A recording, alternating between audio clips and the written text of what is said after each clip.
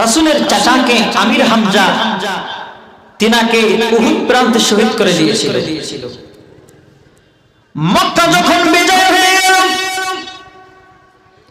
আল্লাহর নবীর সাহাবী মুহাম্মদ বিন ওয়াহশি মক্কা থেকে যখন পালিয়ে যাওয়া চাচ্ছে, এমন সময় ডাক দেয়া কয়, ওয়াহশি আইনা তুমি মক্কা থেকে কই চলে যাচ্ছ?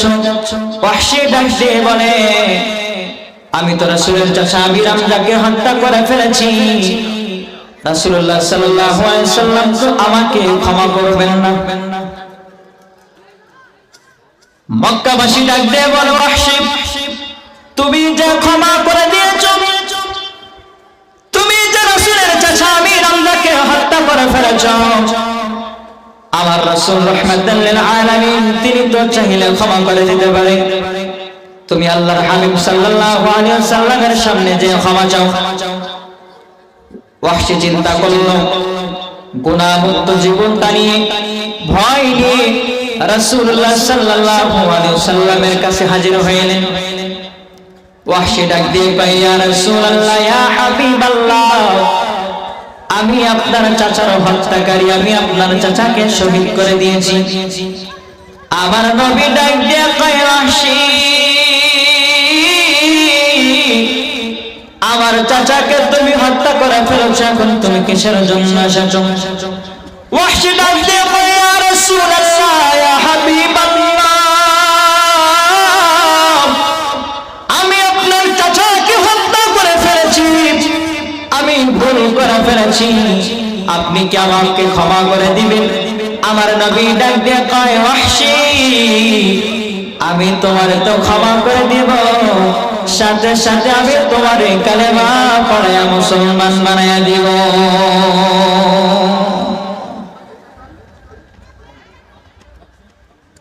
ওয়াহশি ডাক দিয়ে বলে, ইয়া রাসূলুল্লাহ, লা মুসলিমু কালামাল্লাহ, আমি তো ভুল স্বীকার করার জন্য এসেছি, আমি তো কালেমা পড়তে আসি নাই।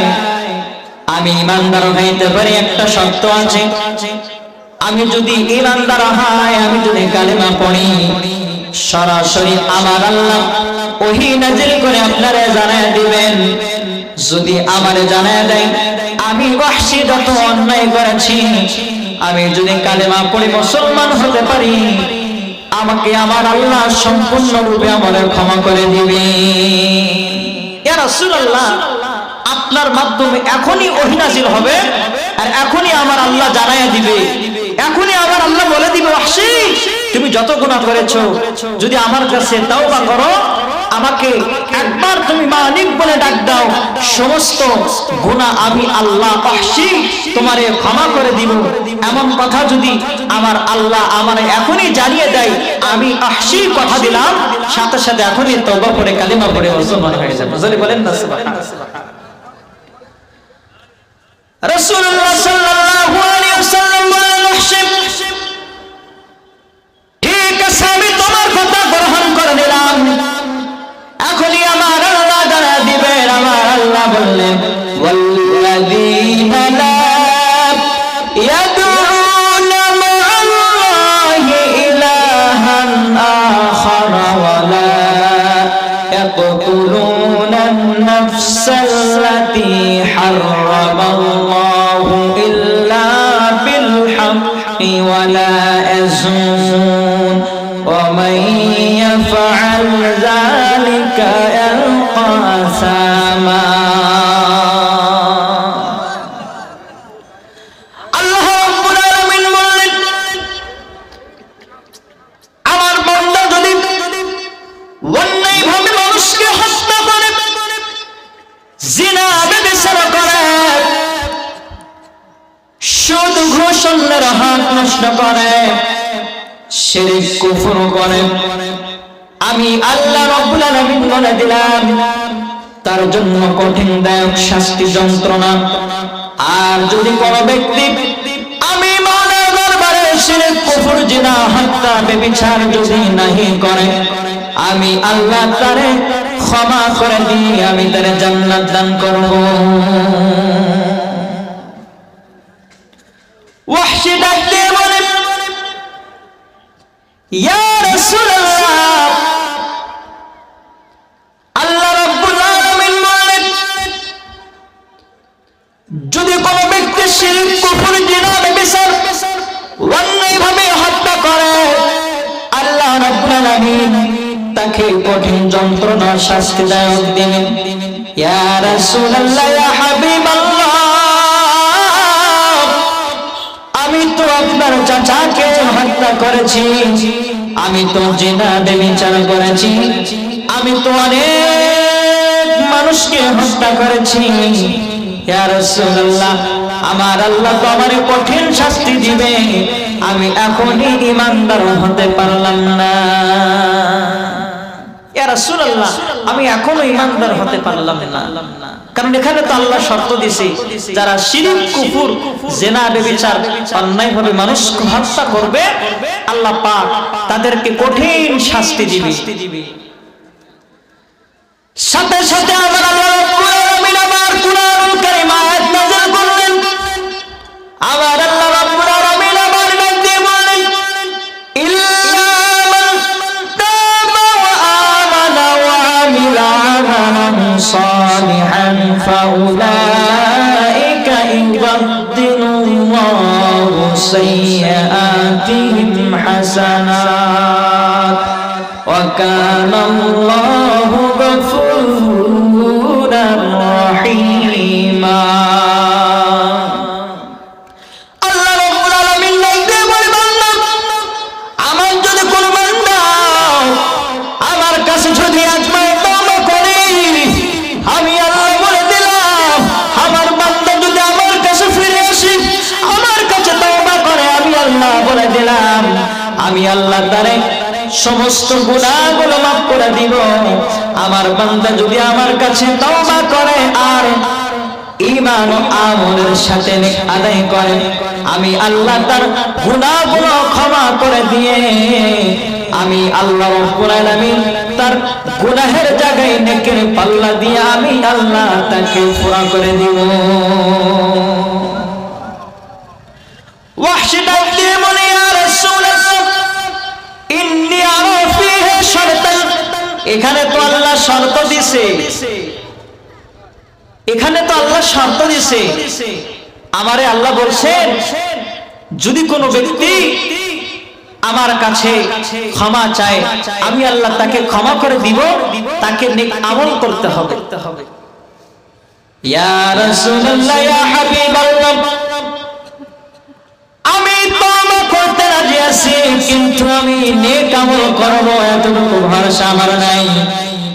ইয়া রাসূলুল্লাহ, আমি এবারও ঈমানদার হতে পারলাম না।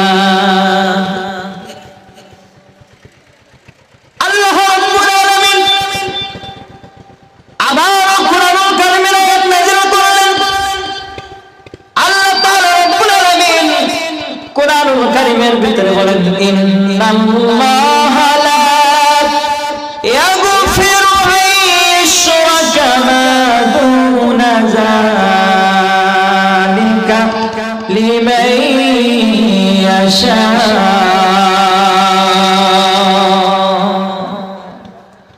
আল্লাহ তাআলা রাব্বুল আলামিন বলেন, আমার বান্দা যতই গুনাহ করুক না কেন, আমার বান্দা যতই পাপ করুক না কেন, যদি আমার কাছে তওবা করে, আমি আল্লাহ বলে দিলাম, আমার কাছে যদি ক্ষমা চায়, আমি আল্লাহ তারে তো ক্ষমা করে দিব, আমি আল্লাহ তাকে তো ক্ষমা করে দিব, আমি আল্লাহ তাকে তো ক্ষমা করে দিব। আমার কাছে চাইতে দেরি, কিন্তু আমি আল্লাহ যাকে ইচ্ছে তাকে ক্ষমা করে দিতে রাজি আছি। জোরে জোরে কন্যা সুবহানাল্লাহ। ওয়াহশী ডাক দিয়ে বলে, ইয়া রাসূলুল্লাহ, আল্লাহ রাব্বুল আলামিন বলে, যাকে ইচ্ছা আমি আল্লাহ ক্ষমা করে দিতে রাজি আছি, কিন্তু আমার আল্লাহ যখন বললেন যাকে ইচ্ছে তাকে ক্ষমা করে দিবেন, কিন্তু আমার আল্লাহ আমার বেলায় যদি ক্ষমা না করে, যাকে ইচ্ছে তাকে ক্ষমা করে দিন, যদি আমার বেলায় যদি ক্ষমা না করে। ওয়াহশী ডাক দিয়ে বলে ইয়া রাসূলুল্লাহ ইয়া হাবিবাল্লাহ, আমি তারপরও ইমানদার হতে পারলাম না। চূড়ান্ত সিদ্ধান্ত আমার আল্লাহ রাব্বুল আলামিন আবার কোরআন কারীমের আয়াত নাযিল করলেন। আমার আল্লাহ ডাক দিয়ে বলে কুল ইয়া ইবাদিয়াল্লাযীনা আসরাফু আলা আনফুসিহিম লা তাকনাতু মির রাহমাতিল্লাহ ইন্নাল্লাহা ইয়াগফিরুয যুনুবা জামিআ ইন্নাহু হুয়াল গফুরুর রহিম। আল্লাহ রাব্বুল আলামিন বলেন, আমার বান্দা যদি বুঝতে পারে, তাওবা করে আমার পথে ফিরে আসে, আমার পথে যদি ফিরে আসে, আমি আল্লাহ বলে দিলাম, আমার বান্দা যদি আমার কাছে তাওবা করে ফিরে আসে, আমি আমার বান্দা ইন্নাহু হুয়াল গফুরুর রহিম, আমার কাছে চাইতে দেরি, আমার বান্দার ক্ষমা করতে দেরি না। তাহলে ওয়াহশী আল্লাহর কাছে তাওবা করলেন, আল্লাহর কাছে তাওবা করে ফিরে আসলেন। রাসূলুল্লাহ সাল্লাল্লাহু আলাইহি সাল্লামের বলেন, ইয়া রাসূলুল্লাহ, আপনার নূরের হাতটা বাড়ায়া দেন, আমি কালেমা পড়ে মুসলমান হয়ে যাই। জোরে জোরে আল্লাহু সুবহানাল্লাহ। তাহলে যতই গুনাহ করেন না কেন ক্ষমা করবেন কে? তাহলে অন্তরকে পবিত্র বানাইতে হবে। কদ আফলাহা মান তাযাক্কা, এই আয়াতে আল্লাহ পাক বললেন, তোমার হৃদয়কে পবিত্র বানাও। যে ব্যক্তি তার হৃদয়কে পবিত্র করতে পারলো, সে সফল কাম হয়ে গেল। এই জন্য ওয়াহশী তার হৃদয়কে পবিত্র করে ঈমানদার হতে পারলো। আমরাও ঈমানদার হতে চাই কি চাই না? যদি বলেন ঈমানদার হতে চাই কি চাই না? আল্লাহ রাব্বুল আলামিন কদ আফলাহা মান তাযাক্কা আয়াতের ব্যাখ্যা শুনলাম। এরপর বলতেছেন, আযা তারাসমা রাব্বিহি ফাসাল্লা,